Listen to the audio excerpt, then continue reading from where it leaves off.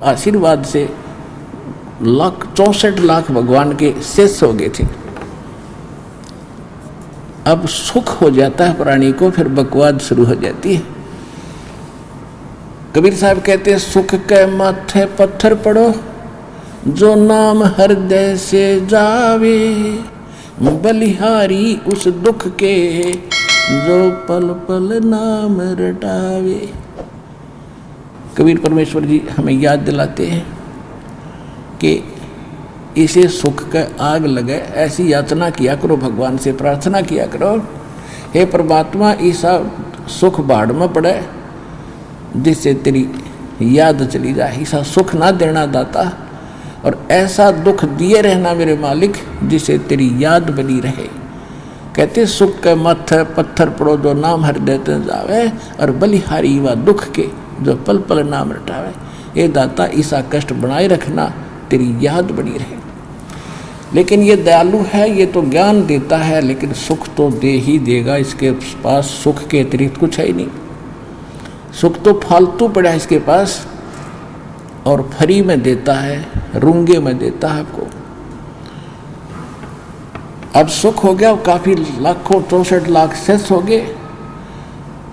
एक दिन क्या हुआ, संस्कारवश किसी कोई वैश्या थी, एक लड़की गणका थी, उसने परमात्मा की भक्ति, ये ज्ञान सुन लिया रात्रि में कि तब परमात्मा सत्संग कर रहे थे। कहते सोशल छिद्र में करूँ अपने जन के काज। अब उस लड़की ने रात्रि के समय अपने मकान की खिड़की में झांकी में बैठ कर सत्संग सुना। और पुण्यात्माओं, चाहे कसाई हो, चाहे कितना दुराचारी व्यक्ति हो, भगवान की कसक सबके अंदर एक अलग से रहती है। उसको कोई जगाने वाला नहीं है, आगे चार्जर लगाने वाला नहीं है, तो वो नष्ट हो जाती है, पशु पक्षियों की योनियों में चले जाते हैं। अब परमात्मा ने ज्ञान सुनाया सत्संग में, भाई मानुष जीवन दुर्लभ है, मिले न बारंबार, और तरवर से पत्ता टूट गिरे वो भौर नहीं लगता था। और मानुष जन्म पाके जो नहीं रटे हरि नाम, और जैसे कुआ जल बिना बनवाया क्या काम। तो उस बेटी का ऐसी कसक जागी, वो स्नान वगैरह करके नहा धो के और सत्संग में आ बैठी। और उसके जब तो किसी ने ध्यान नहीं दिया कौन है ये, कहाँ से आई है, जब उसने स्वयं अपनी सत्संग और सुना मालिक के पास बैठ के परमात्मा से अर्ज करी खड़ी होकर कि हे मालिक, क्या मेरे जैसी दुष्टा का भी उद्धार हो सकता है। परमात्मा ने कहा, बेटा नौका का स्वभाव होता है दरिया से पार करने का, उसमें चाहे कोई पत्थर रख लो, चाहे उसमें कोई घास फूस हल्का रख लो, वो तो उसको पार करता ही करता है। और साबुन का स्वभाव है कि वो मैल को काटता ही काटता है। बता बेटी, ऐसा कौन सा दुख है कि मैं घनी पापन हूँ, अपराधन हूँ, और मैं ऐसे ऐसे इस नाम की वैश्या हूँ। उस नाम की वैश्या काशी नगर में घनी प्रसिद्ध थी, बदनाम थी। तब सभी ने देखा कि तो वही है, औरत है, वही है। तब परमात्मा ने कहा, बेटा दीक्षा लो, बुराई त्याग दो, भक्त हो गया आप। और क्या, ये तो पाप कौन नहीं है, पापी तो देखो कबीर साहब कहते हैं, बुरा तो देखण में चला, बुरा न मिला कोई, और जब मन खोजा अपना तब मुझसे बुरा नहीं कोई। यानी अपने आप में जब झांक ले इंसान तो दूसरे के दोष गणे ना दिखे। फिर उसने जैसे बताते एक साधु शब्द बहुत प्रसिद्ध था वहाँ का, और उसी नगर के एक कोई औरत को पीट रहे थे। गांव के लोग बाहर बनी में डले मार रहे थे, डंडे मार रहे, उसका पीट रहे थे, मार रहे थे। गण कैसा वैसा है, गलत है, औरत निकम्मी है, मार दो। वो संत आ जाता है, उसने कहा, भाई क्यों पीट रहे हो इसको, कि ये बहुत बुरी है, औरत है, गंदी है, निकम्मी है, ऐसे। तो उसने, ये तो संत की कोई मानने वैसे सुनने वाला नहीं था। उसने कहा, भाई ऐसा करो, ऐसे नहीं, इसको अच्छी सजा देंगे, एक पत्थर उठाओ, सब एक एक डला उठाओ, और इसको ऐसा मारेंगे याद रखेगी। सब नट पत्थर एक एक उठा लिया, और कहा कि इसके पत्थर वही मारना जिसके मन में कोई दोष ना हो, इस प्रकार का कोई विकार ना हो,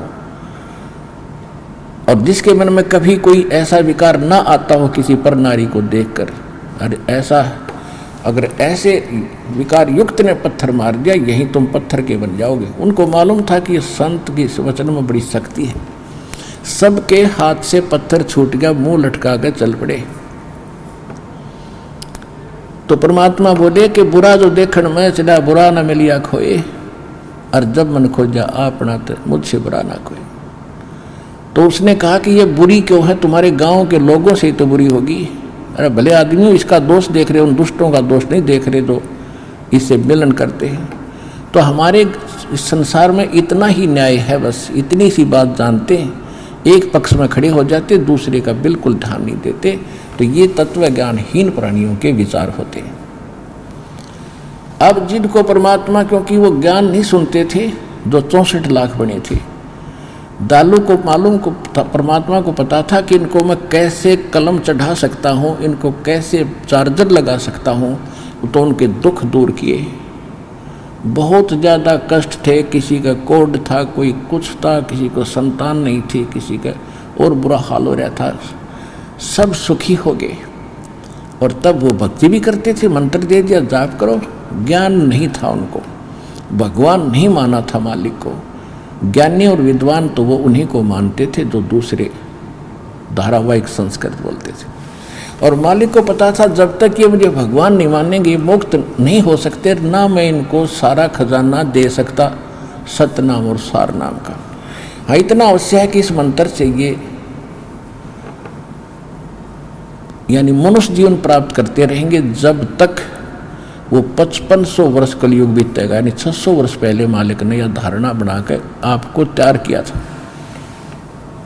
और दूसरा ये था कि ये थी मैं एक लीला करूंगा, इस लीला में जो सफल हो गया उसको पार भी करूंगा, सतनाम भी दूंगा, उसको सार नाम भी दूंगा। अब बच गए तेने पार करूंगा। परीक्षा ली जाता।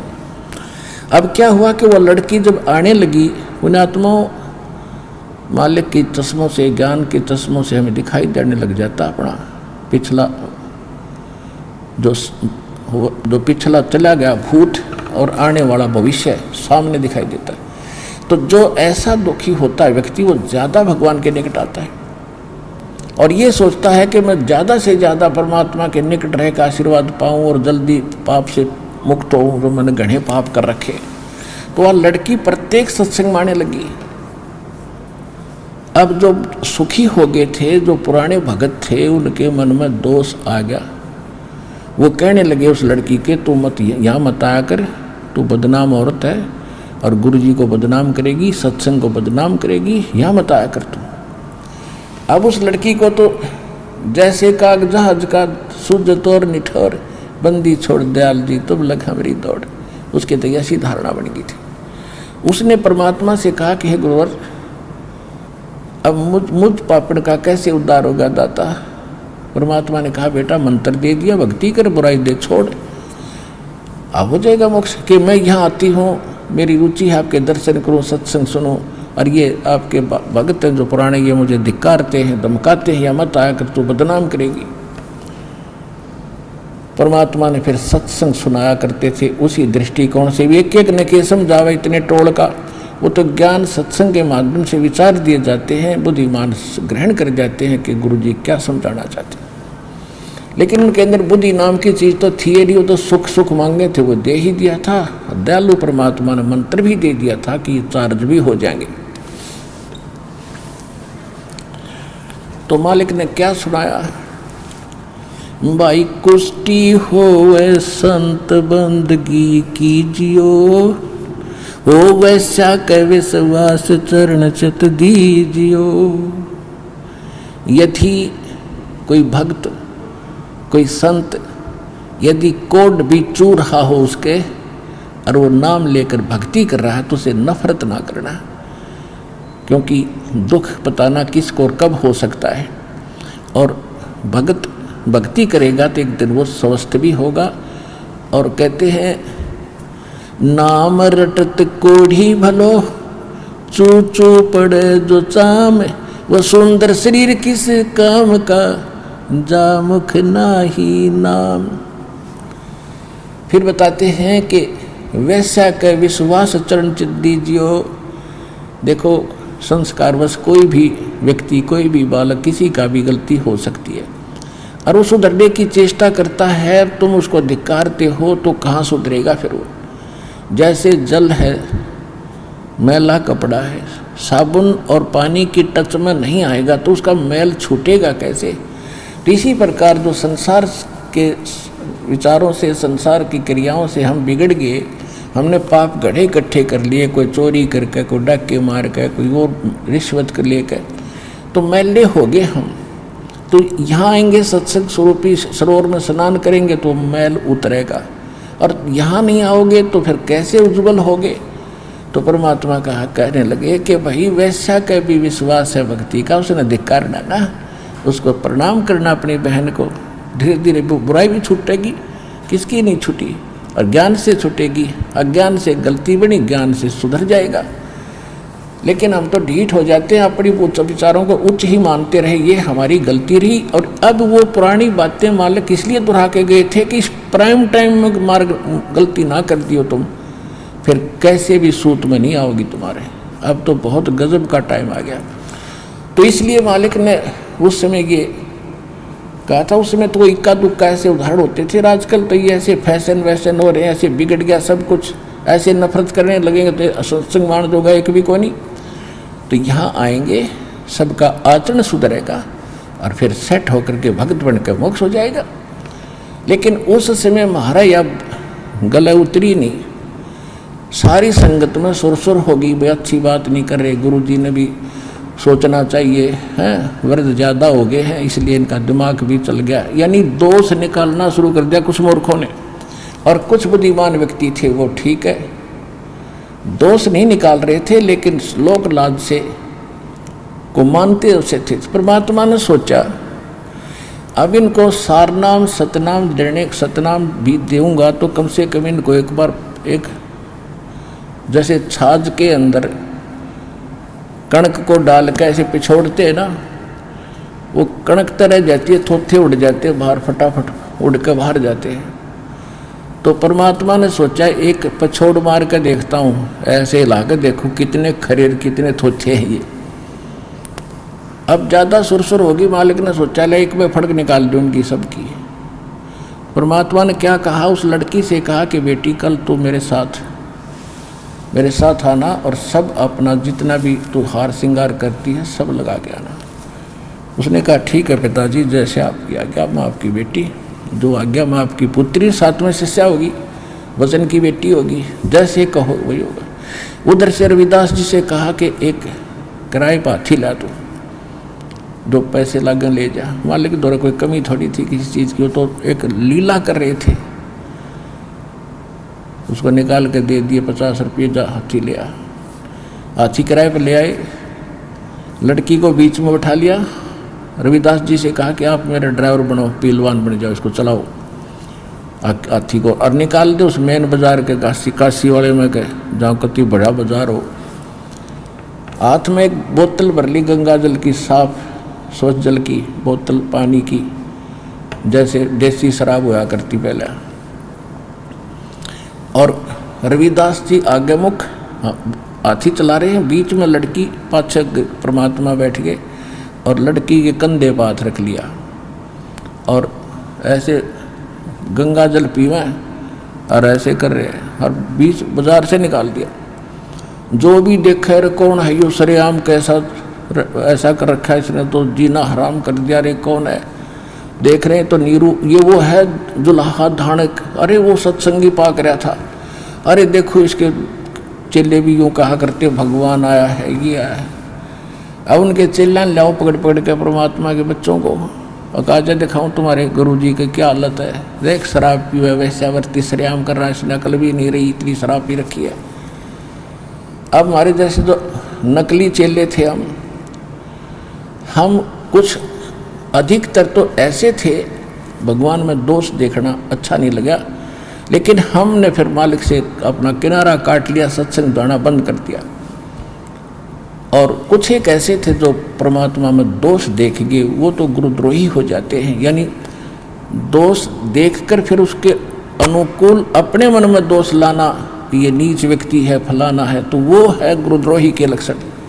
लेकिन उसमें पुण्यात्मा बहुत होती थी, लोक लाज से मालिक से दूर हो गए, मन में दोष नहीं रहा, फिर आया थोड़ा बहुत भी कि भाई ऐसा नहीं था, जैसा भी था। और कुछ एक ऐसे नालायक थे, कोई कहती मैं तो वैसे जाया करता कभी कभी, कोई ये कहने लगा मैं तो यूँ ले जाया करता, मुझे फलाना, मैं तो वैसे ही जाता था, मेरा तो गुरु नहीं है ये। कहने का भाव ये है कि 64 के 64 लाख और सभी परमात्मा से विमुख हो गए। अब केवल 2 और बचे थे, अर्जुन और सरजुन, ये 2 मुसलमान थे। इनका नाम चेंज कर दिया था दाता ने, उन्होंने कह के करवा लिया था। और ये गए हुए थे मक्का और मदीना में। ये जब वापस आए दोनों,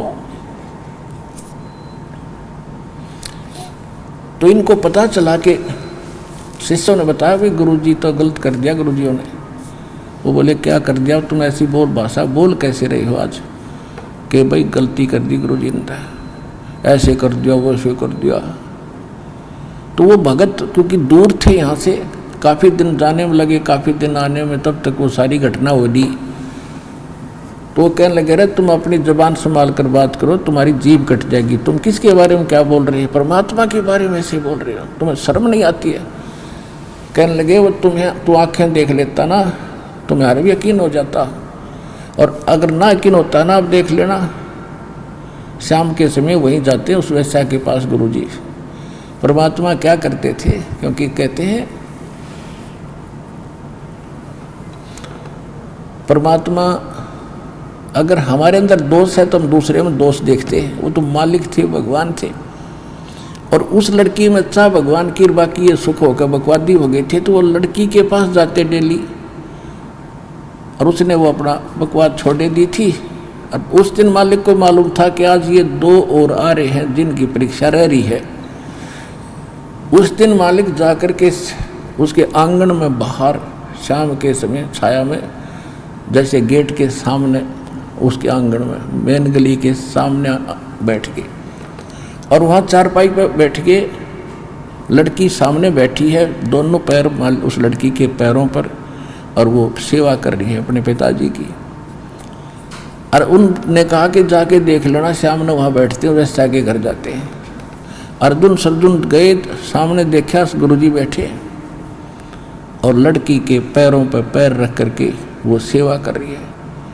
शर्म के मारे एक बार आगे चले गए दोनों, फिर वापस आए कि भाई गुरुजी को कुछ समझाना चाहिए, तो बहुत गलत हो गया, सचमुच रही बात जो कह रहे थे सारी सत्य है। अब अर्जुन सरजुन हिम्मत सी करके गए, कहने लगे गुरुदेव आपको यहाँ नहीं बैठना चाहिए, ये तो बदनाम औरत का घर है, हमें शोभा नहीं देता। तो परमात्मा ने कहा ऊंच नीच में हम रहें और ये हाड चाम की दे, अर्जुन सरजुन समझियो तुम करियो शब्द सने। आए है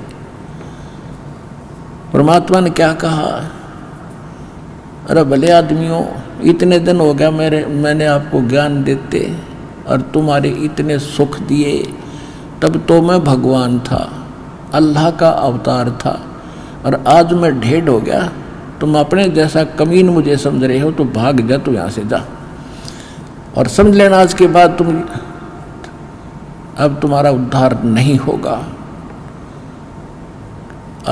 अब वो विवेकशील थे दोनों, वही चरणों में गिर गए। अब परमात्मा ने क्या उदाहरण दिया है कि जैसे तुमको आत्मज्ञान भी नहीं है, परमात्मा की बात तो बहुत दूर है, जैसे सांग करा करते, पहले गाँव में स्वांग होते थे, सांग, और उसमें लड़के और लड़की का रोल होता है, तो लड़की का रोल भी बालक करा करते लड़के। और जब एक कोई पहली बार गया था सांग देखने दूसरे साथी के साथ, उसको पता था कि लड़का जो डांस कर रहा है लड़की का रोल बना रहा है, लड़की नहीं है लड़का है। वो प्रथम बार गया था, उसने बिल्कुल उसकी मेकअप वगैरह देखकर ऐसा पक्का हो गया कि लड़की डांस कर रही है। वो कह रहा बड़ा सुंदर डांस करती है, बहुत अच्छी लड़की है, बड़ी सुंदर है। वो लड़का बोला लड़की नहीं है, ये लड़का है।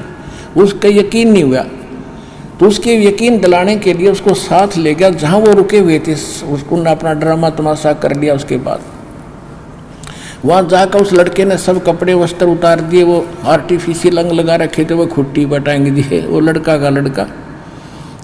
तब उसके समझ में आई कि सच में ये तो लड़की नहीं थी, लड़का था। अगली बार जब वो गया स्वांग देखने के लिए, उसने वो लड़की ना दिखे थी, वो लड़का दिखा था।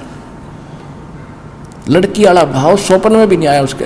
तो इसी प्रकार जब आत्म तत्व का हम ज्ञान आएगा तो आज दो कवर हमारे ऊपर है, एक स्त्री का रोल कर रहे हैं अंग लगे, एक के पुरुष के। और जब आत्मज्ञान होगा इसमें स्त्री पुरुष नहीं है, सब एक ही तत्व है। तो परमात्मा कह रहे थे कि ऊंच नीच में हम रहें और ये हाड चाम की दे, तो तेरे लिए तो ये बहुत बड़ी भारी बात हो रही है। मेरे को तो इस लड़की और तुम्हारे शरीर में एक जैसा गंध और गोबर दिखाई देता है, और तुम इसको पता नहीं, तुम्हारे अंदर दोष है इसलिए तुम दूसरे में दोष देख रहे हो। और जाओ निकल जाओ यहाँ से। और तुम्हारे को कितनी बार समझा, अपना भक्ति में ध्यान रख। अर्जुन सर्जुन समझियो तुम रखियो शब्द स्नेह, करियो शब्द स्नेह, जो मैंने नाम दे दिया उस पर ध्यान रख, बकवादों में कुछ नहीं रखा। तो उस दोनों गिर गए चरणों में के, बुरी तरह रोए। घनी गलती बन गई भगवान हमसे, अब हमारा कैसे मोक्ष होगा। उन्होंने तो धर्म भी नहीं छोड़ा और घर भी छोड़ रखा था मोक्ष, और आज मोक्ष में यह बातें बिगड़ गई। सारा गुरु जी ने कह दिया तेरा मोक्ष नहीं होगा। बुरी तरह रो तड़फ गए। परमात्मा बोले भाई एक बार, दो बार, 10 बार, 100 बार समझाने के बाद तुम यहाँ खड़े हो, तुम मोक्ष की इंतजार करते हो। और अब इस शरीर में तुम कितनी बात बना लो, और मैंने भी ज्ञान दे दिया, तेरे हृदय से नहीं जागी कि मैं ठीक आदमी हूँ, क्योंकि आप मुझे यहाँ देख रहे हो, अपनी दोष से देख रहे हो। तो फिर भी वो बुरी तरह रो पड़े, बुरा हाल कर दिया, हमारा क्यों कर्मोक्ष होगा। तब कहा कि कुछ समय उपरांत मैं एक अपनी प्यारी आत्मा को भेजूंगा गरीबदास नाम से, नाम तो नहीं बताया उन्होंने, कि ऐसे ऐसे, और दिल्ली से 30 मील पश्चिम की ओर एक गांव छोटा सा होगा, उसमें उसका जन्म होगा, उसको फिर मैं मिलूंगा आकर के। उसके बाद तुम उससे दीक्षा लेना, तब तुम्हारा इस वो होगा, इसी शरीर में मोक्ष यानी कल्याण हो सकता है। आज तुम जाओगे तो वो नहीं होगा। अब वो लंबी कहानी है, ज़्यादा ना बताएं। फिर वो गरीबदास रूप में, गरीबदास जी का जन्म हुआ छुड़ानी में। फिर परमात्मा उनको 10 वर्ष की उम्र में आकर मिले। तब तक वो काफ़ी वृद्ध हो गए थे, वो 150-200 वर्ष की उम्र उनकी हो गई थी। परमात्मा ने कहा था मेरे आशीर्वाद से तुम जीवित भी रहोगे। ऐसा ही हुआ था। छुड़ानी में वो आए जब परमात्मा उनको, गरीबदास जी को वापस छोड़कर चले गए थे, उनको दीक्षा दे दी थी। जब वो अर्जुन सुरजुन यहाँ पर खरखोदा, एक शहर है छोटा सा कस्बा खरखोदा, सोनीपत जिले का, उसके पास एक हमायूंपुर गांव है, कति छोटा सा, उसमें 20-30 घर होंगे। वहाँ आकर वो 30 मील उस दिल्ली से लगभग वहाँ रुक गए कि यहाँ कोई पता चलेगा आजकल। कति वो समय आया जब निकट सी, तो जिसके वहाँ रहा करते थे उससे पूछा कि सपने में दिखाई दिए परमात्मा, और कहा छुड़ानी चले जाओ। तो उन्होंने सुबह उठकर जिसके घर पे वो रह रहे थे, साधु संत के रूप में कोई भगत था, उससे पूछा कि छुड़ानी कितनी दूर है यहाँ से। उसने बताया जी यहाँ से 20 किलोमीटर और लगभग होगी, इधर ही पैरेलल इसके। तो वो उसके अपनी गाड़ी, बैलगाड़ी में बैठाकर उनको वहाँ छोड़ के आया। जब गरीबदास जी से दीक्षा ली तब उनका वहाँ शरीर छूट गया। उनकी समाधि भी बना रखी थी, अभी वो तोड़ दी गई है छुड़ानी के अंदर। तो कहने का भाव ये है, तो ये 64 लाख जो भक्त विमुख हो गए थे और चार्ज कर दिए थे और आपको छोड़ दिया, क्योंकि ज्ञान नहीं था, इसलिए छोड़ दिया था कि अब इनको मनुष्य जीवन मिलता रहेगा जब तक ये कलयुग 5500 वर्ष बीतेगा। तो आज जो 64 लाख प्राणी जन्म ले चुके हैं, वो ले चुके हैं, और अब वो ही भटक रहे हैं, कोई किसी संत के पास, कोई किसी संत के पास, सब जगह भटक के। और जब वो आएंगे, पहले सभी वही आएंगे 64 लाख जो जब बिछड़े थे, क्योंकि मनुष्य जीवन लगातार आ रहा है आपका व्यवहार भी मनुष्य जैसा है। आपके अंदर अब भी शिष्टाचार कितना है आप देखते हैं। आप पिछले परमात्मा के प्रगट दिवस पर आश्रम में खड़ा होकर के आदमी नहीं आ सकते, और आपने ऐसे शिष्टाचार से, ऐसा प्यार से, ऐसे बिल्कुल श्रद्धा से किसी का धक्का तक नहीं लगने दिया, और जहाँ कहते वहीं बैठ जाते हैं, जो मिलता वही खा लेते हो, कितने श्रद्धा से और प्यार से रहते हो। ये पिछले संस्कार हैं आपके। नहीं तो यार यहाँ इकट्ठे हो जाता 10 आदमी उस्ताद दें, कोई उसका गुट मार रहा है, कोई उसके लड़ रहा है, कोई जेब काट रहा है, तो वो बगैर भक्ति के युक्त प्राणी होते हैं जो मनुष्य जीवन से नहीं आए। तो सबसे पहले वो 64 लाख जुड़ेंगे हमसे, और उसके बाद फिर हम चलेंगे पूरे विश्व के में कलम चढ़ाएंगे, क्योंकि महापराधी को भी शुद्ध करेंगे, तत्व ज्ञान सुना कर तुम ज्ञान सुनाओगे, फिर नाम दिलाओगे, तो परमात्मा का बोला वचन अब वो पूरा होगा, पूरा विश्व नाम लेगा, सबका कल्याण होगा। बोलो सतगुरुदेव।